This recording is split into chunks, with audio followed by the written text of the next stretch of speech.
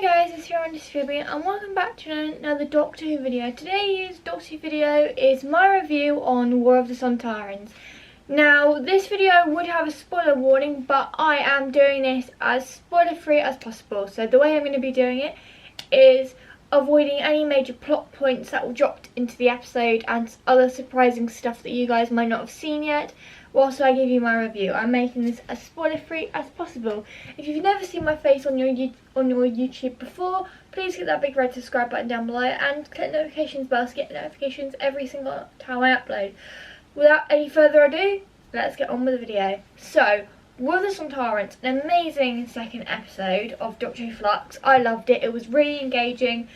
This is a runtime of 60 minutes, so it's an hour long, which explains it.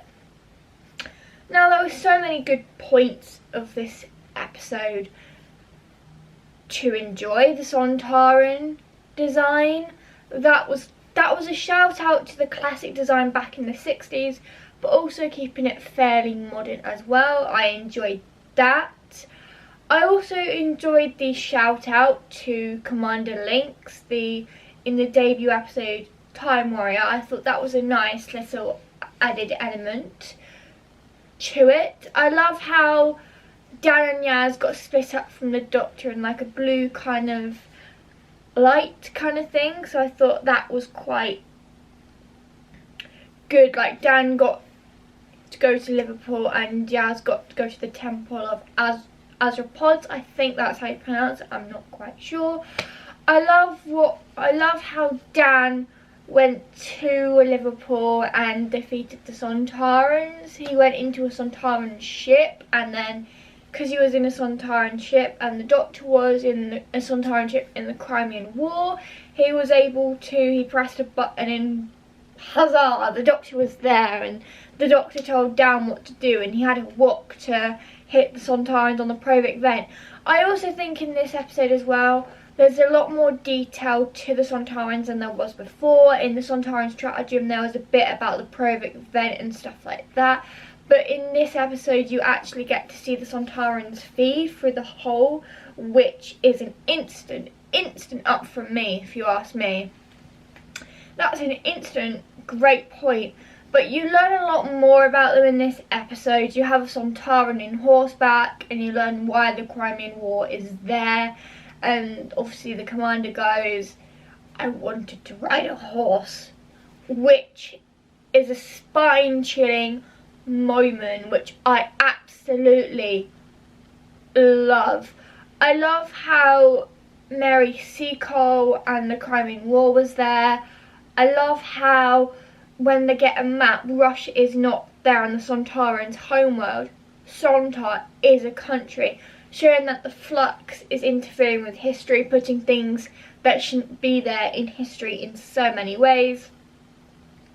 I love Dan Starkey playing a brand new Sontaran. He played a Sontaran in the Sontaran stratagem, so it was nice to see him back.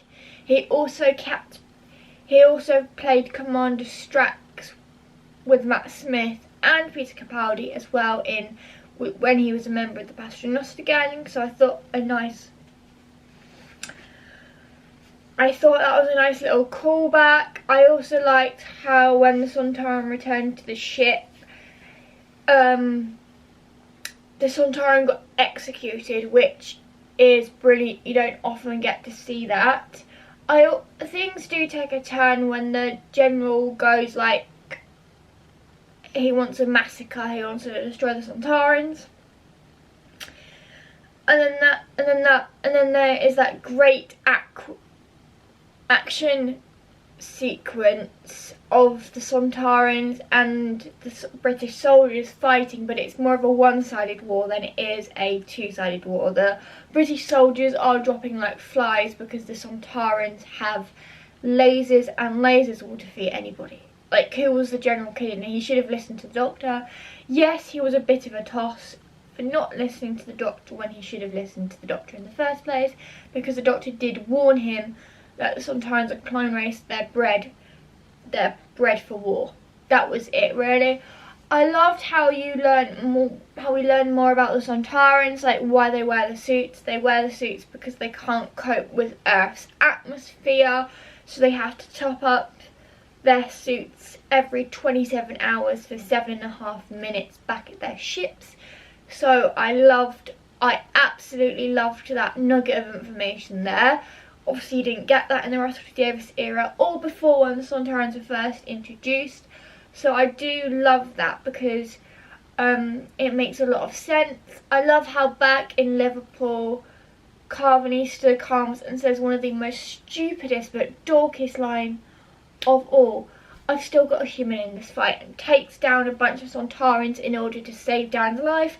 Yes, Dan was a little bit stupid going into the Sontaran ship on his own, but if it hadn't been for Carvanista, Dan would have been dead.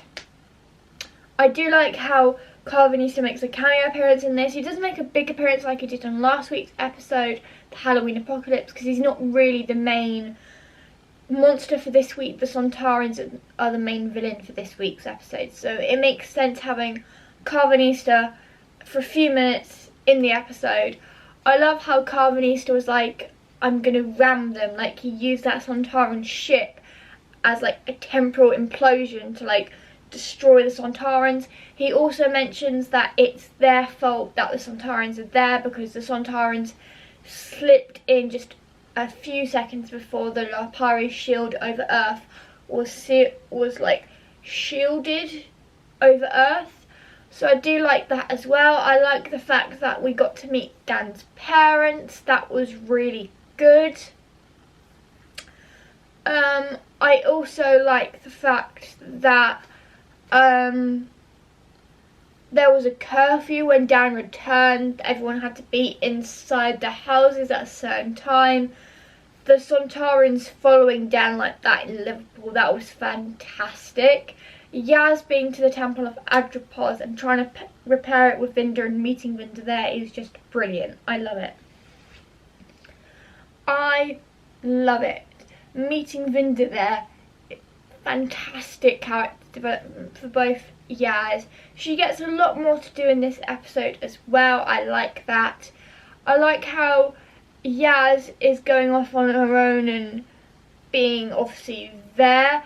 I do like what Yaz gets to do in this episode. I think it is really good to see that. I like how she gets separated from the Doctor and then she's written on her hand, WW, what would TDD, WWTDD, what would the Doctor do?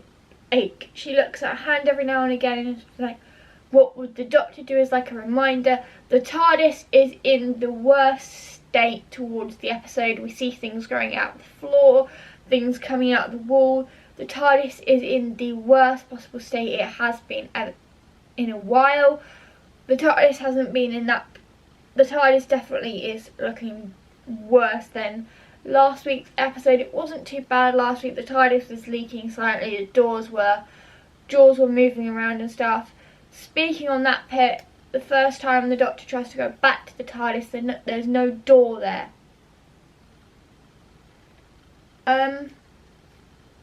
So I would rate this. I'm gonna have to hurry this up because my camera battery's dying because I'm an idiot who forgot to charge it. But yeah, so I'd rate this episode a 10 out of 10. I enjoyed it and I'm hoping that this series can keep up the standard, and if it keeps up the standard I will declare this episode the best episode in Modern Doctor Who. I'm going to leave it there.